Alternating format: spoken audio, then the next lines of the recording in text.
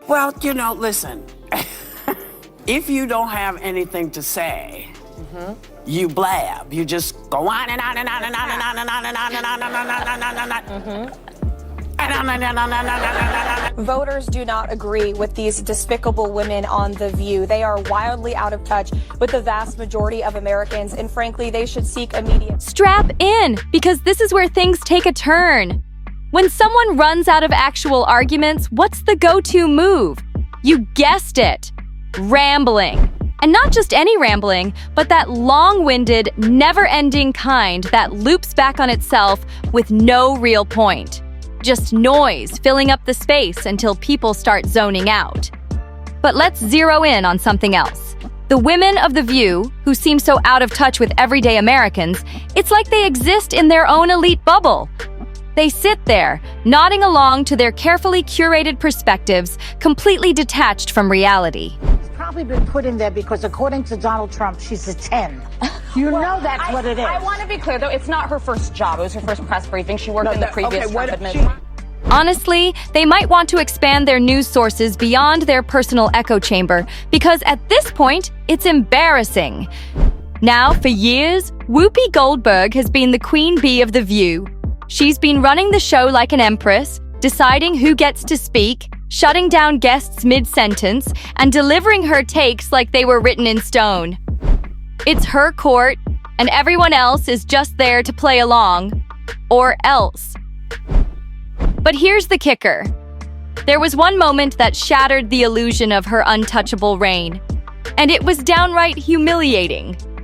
It started off like any other day on The View. Smug laughter, dramatic eye rolls, and a panel of synchronized head nods, all perfectly in tune with their left-leaning script. Same routine, same self-congratulatory chatter. But then, out of nowhere, Caroline Levitt walked onto that stage, and suddenly, everything flipped on its head. I'm going to stop this interview if you continue to attack my colleagues. I would like to talk about Joe Biden and Donald Trump, who you work for. I am stating facts that your colleagues have stated in the past. Okay, now, I'm sorry, guys. We're going to come back out to the panel. Caroline, thank you very much for your time.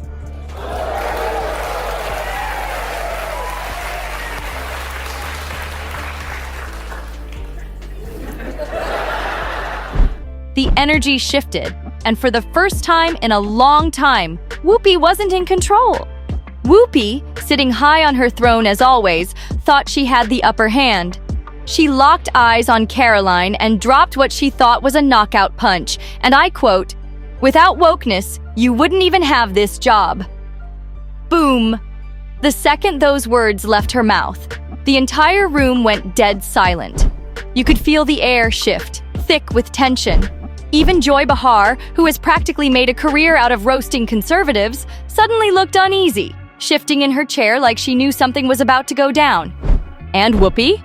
Oh, she was smug as ever. She really thought she had just delivered the ultimate mic drop moment. Spoiler alert, she hadn't, because what came next? Predictable, tired, and downright frustrating. You've heard it before, the same patronizing, holier-than-thou tone she always uses, dripping with that "I'm right, you're wrong" arrogance. She was setting herself up for another long-winded rant, expecting Caroline to fold under pressure. But here's where things took a turn. Caroline didn't flinch.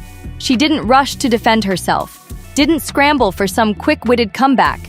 No, she did something way more powerful. She smiled. And not just any smile. A slow, knowing smirk that said loud and clear, "You just messed up." That was the moment the whole power dynamic flipped, and suddenly, Whoopi wasn't the one in control anymore. Statement afterwards, this young lady claimed her, quote, on-air snub proves that you-know-who will not be treated fairly in the upcoming debate. Now, do you think this is going to make people doubt whether CNN can stay objective, or is this more the same of, everybody's against me, it's all rigged, I tell you. Is everything rigged? No, it's their MO. That's what they do. Rachel Maddow said last week, she's like, if the election is lost, it was rigged. If there's a debate, then the moderators are probably biased and they're prejudiced against. Then Caroline unleashed the real knockout punch. She didn't rely on emotion or weak arguments. No, she brought out hard, cold facts. Government spending reports, economic data, the kind of receipts you just can't argue with. It wasn't just a rebuttal. It was a demolition. Whoopi had walked right into a trap, and now there was no way out. Caroline didn't just push back. She dismantled the entire narrative. With laser focus, she laid out exactly how taxpayer money was being funneled into bizarre, woke-driven agendas. Sesame Street pushing American activism on a global scale? Oh, that's just the beginning. She connected the dots with the precision of a surgeon, exposing how wokeness had mutated from a social movement into a full-blown political weapon. One designed to silence, shame, and destroy anyone who dared to step out of line. And Whoopi? Oh, she wasn't laughing anymore. The smug confidence? Gone. The usual condescending tone? Nowhere to be found. For the first time, Whoopi Goldberg was on the defensive, and she did not like it. Divisive and disgusting speech that any president, certainly in my lifetime, has ever given. He essentially waged war on half of the country by saying that we are all a threat to democracy because we believe in putting America first. It's not radical to want to put your country and your own people first. It's not radical to want to have a strong border, a strong military, and to unleash the might of your own economy, not economies around the world. The woman who had spent decades bulldozing over guests, shutting down opposing views with snark and arrogance, was now the one struggling for words. She fidgeted, shifted in her chair, desperate to grab hold of the conversation again. But the power had already slipped through her fingers. Caroline wasn't letting this moment pass. She had Whoopi cornered, and there was no escape. Whoopi opened her mouth, then snapped it shut. Tried again, still nothing. The tension in the room was suffocating. The audience, usually quick to erupt in applause for Whoopi, sat frozen in awkward silence. We have seen cultural Marxism trickling its way through every institution in this country. The public school system, the higher education university system, Hollywood, big tech, the corrupt mainstream media that I fought against in President Trump's White House are indoctrinating my generation of Americans into hating our country, hating one another based on race and gender and all of this other BS, quite frankly. Even Joy Behar, Whoopi's most loyal sidekick, kept her gaze locked on the table, probably praying someone would pull the plug on this disaster.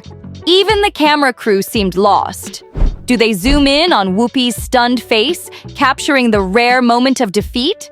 Or do they cut to commercial and pretend this never happened? Because, let's be real, this wasn't just another debate on wokeness. This was a reckoning.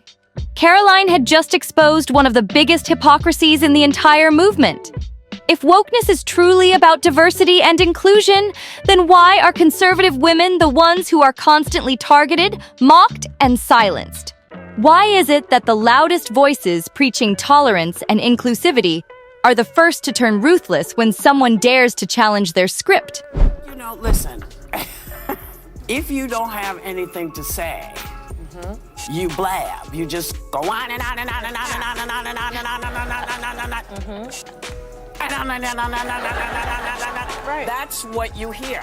Yeah. When they don't have anything to hold you with, nothing to make you think about what they have to say. The second Caroline refused to back down, the entire power dynamic flipped on its head. And Whoopi? Trapped, exposed, speechless. No snarky comeback, no clever deflection, just pure agonizing silence. You could feel the tension in the air. Desperate to save face, Joy Behar swooped in with a weak joke, trying to break the awkwardness. But it was too late. The damage was done. Whoopi had been dismantled on live television, and millions had just witnessed it. But if you think that was a bad day for Whoopi, just wait. Because the internet? Oh, the internet had a field day with this one. Reaction videos flooded in, memes exploded across every platform, and commentators couldn't get enough. But here's the kicker. This wasn't Whoopi's first rodeo with controversy. They talk at you, not to you, and that's what she was doing. And she was doing it And it's not new. No. But everybody's hip to you all now. Yeah. And we are anticipating that you are not prepared. Because you keep saying you going and you preparing when you're on the We're talking about a woman whose past is littered with scandals. From tone-deaf comments about the Holocaust to bizarre, head-scratching defenses of problematic figures.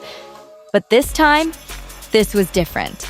Because now, The View wasn't just dealing with public backlash. They were getting dragged into a tidal wave of lawsuits. First, Carrie Underwood, then Elon Musk, and now, Caroline Leavitt.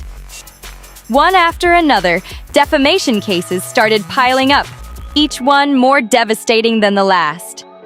And let's talk about the real cost of Whoopi's unchecked commentary, because ABC, they were bleeding money. This wasn't some petty internet drama. This was millions in legal battles, all thanks to Whoopi's reckless mouth. And the worst part? She had no one to blame but herself. Let's rewind for a second. Carrie Underwood, a country music star who made the mistake of performing at Trump's second inauguration. What happened next? The View went on full attack mode. They mocked her, ripped apart her performance, and accused her of aligning with hate. They wanted to cancel her. But instead... Live on this program yesterday, Joy Behar stirring the pot of controversy after saying this about Caroline. She's probably been put in there because, according to Donald Trump, she's a 10. You know that's what it is. Do you want to take this? No, you cannot be attractive and smart. I will try to give Joy the benefit, and thank you. I try to give Joy the benefit of the doubt that she didn't see that briefing. Because if you saw that yesterday on numerous topics, no big binder, I think she might have had a different impression of this young woman who helped.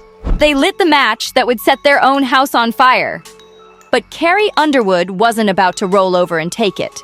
Instead of letting Whoopi and The View destroy her career, she fought back. Hard.